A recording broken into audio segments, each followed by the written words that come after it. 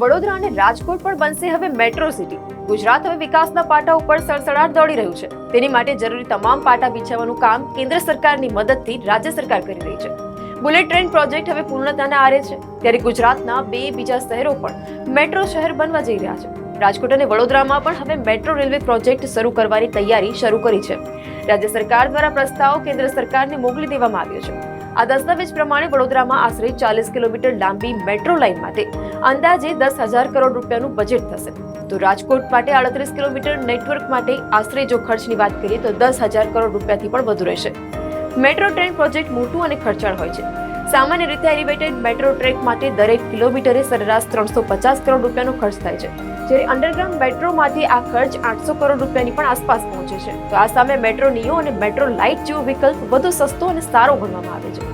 Elevated corridor પણ દોડે તેવી મેટ્રો નિયો માટે આશરે 200 કરોડ રૂપિયા પ્રતિ કિલોમીટર હોય છે અને તેનો મેન્ટેનન્સ પણ ઓછો છે. મળતી માહિતી પ્રમાણે બંને શહેરોમાં 10,000 કરોડ કરતાં પણ વધુનો ખર્ચ કરવામાં આવશે.